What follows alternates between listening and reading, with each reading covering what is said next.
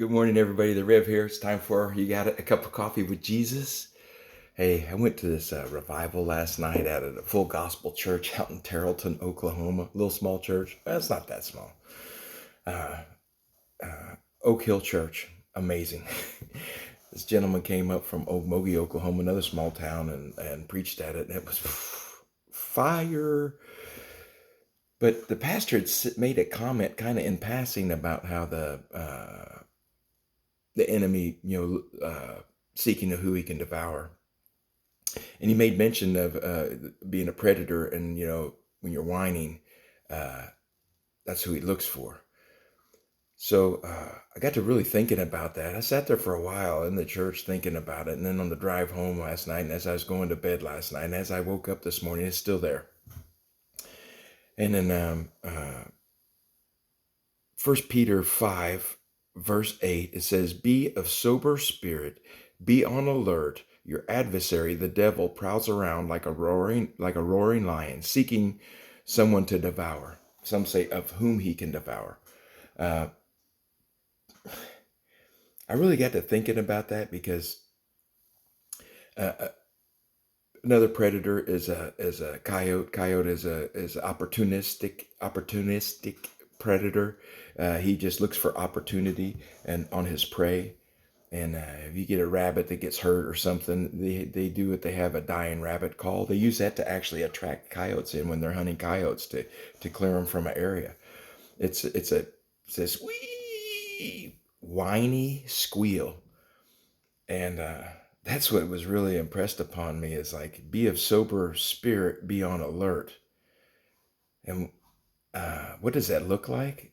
It looks like not whining about your situation. Because when you're whining, guess what you attract? You attract the predators. When you feel like you're dying and things are so stressful on you, you feel like they're overtaking you and you're just, that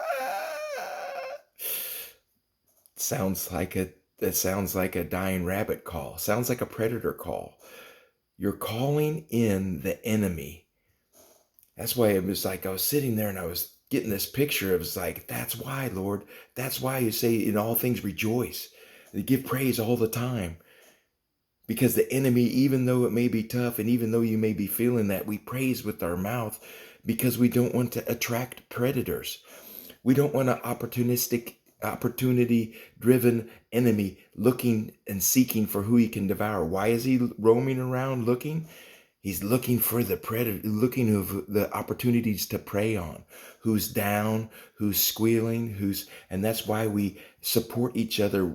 But it says, resist him firm in your faith, knowing that the same experiences of suffering are being accomplished by your brethren who are in this world. Some of them say, don't worry about it. Another translation, I think it's New Living Translation, is basically trying to paraphrase it as like, hey, everybody around the world's going through the same stuff. Maybe not exactly like you, but in the midst of that, we still need to praise because you don't want to draw in the predators.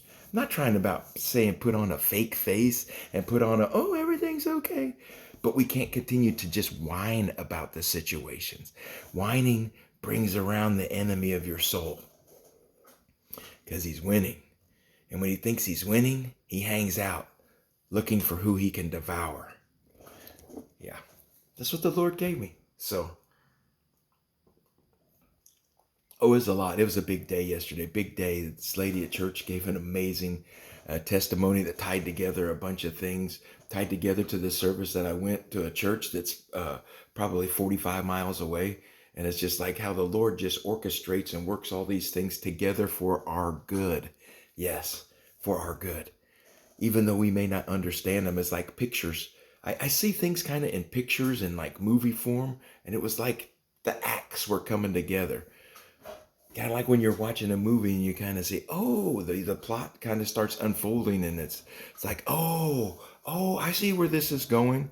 Sometimes they throw you a big curveball in there, but I was just really seeing it like it's unfolding. The plot of things in my life were unfolding yesterday as the Lord made perfect sense of things, how the Lord brings vision around and brings clarity to your mind.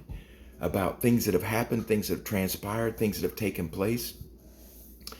But I was just like, the one thing I couldn't get away from was I just kept hearing, because when we'd go duck hunting when I was a kid, my dad always had carried a predator call in his possibles bag, and he would get that out. It's dark, and we don't have headlights on or anything. We're waiting for the sunrise to come up so we could we got our decoys out so we can call in some ducks right at sunrise.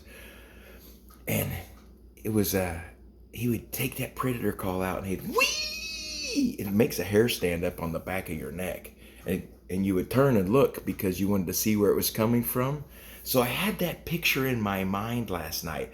I had that memory in my ear last night of what that sounded like, and what it sounded like was a call for a predator.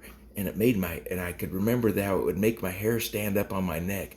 It'd give you an eerie feeling because you knew that a predator could be coming in.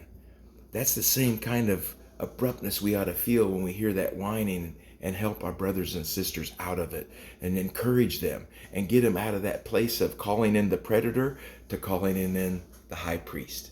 Yeah, in the mighty name of Jesus. I love you guys. As always, you know I love you. Jesus definitely loves you, and there's nothing you can do about either one of those. You guys have a good day, silencing the predator call out of your mouth, and to praise because you don't want to get devoured. I'll see you guys soon. Goodbye.